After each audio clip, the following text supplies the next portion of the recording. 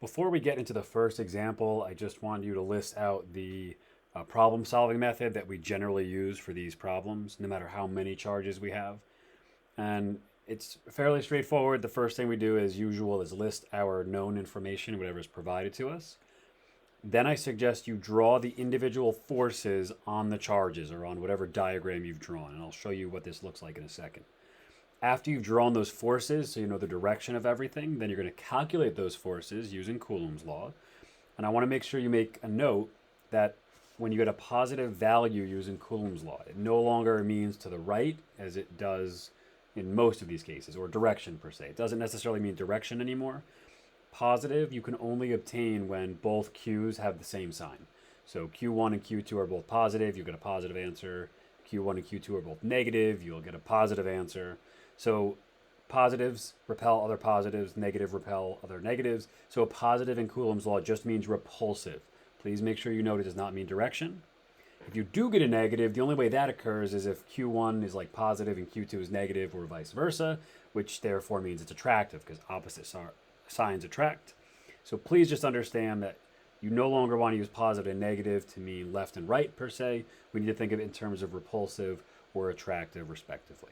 All right, once we've done that and we've calculated our forces, we know which ones are attractive and which ones are repulsive, then we can just add and subtract our forces accordingly, and I'll show you what that means. But if we take a look at this first example here, in example number 1, we're given a 6 microcoulomb charge that is located 18 centimeters from charge B, which is positive 9 microcoulombs. We want to calculate the electric force between these two charges. So as stated, we're going to go ahead and we're going to list what's given. So we always know that K is 8.99 times 10 to the 9th. Q1 is 6 microcoulombs and Q2 is 9 microcoulombs. However, in Coulomb's law, you've got to use coulombs. So I'll convert those by realizing that micro just means times 10 to the negative 6th. And 18 centimeters, we want to use the standard unit of meters. So I'll convert that by dividing by 100. Okay, so I've got my variables listed. Then I want to draw those forces. This is what I mean by draw those forces. So they're both positive, so they're going to repel one another. So the force of B acting on A is going to push A to the left, and the force of A acting on B will push B to the right. That's why these two are going to repel, and if they're allowed to, they're going to shoot away from one another in opposite directions. But get in the habit of drawing those forces, so at the end, when you go to write your directional arrows, you know exactly which direction the force is acting. All right, now I'm going to go ahead and I'm going to apply Coulomb's law. So I only have 2 charges, so I only have to use Coulomb's law once. Fe equals K QQ over R squared, or Q1 Q2. K is 8.99 times 10 to the 9th. I'm going to plug in my charges of 6 microcoulombs and 9 microcoulombs, obviously in their Coulomb form.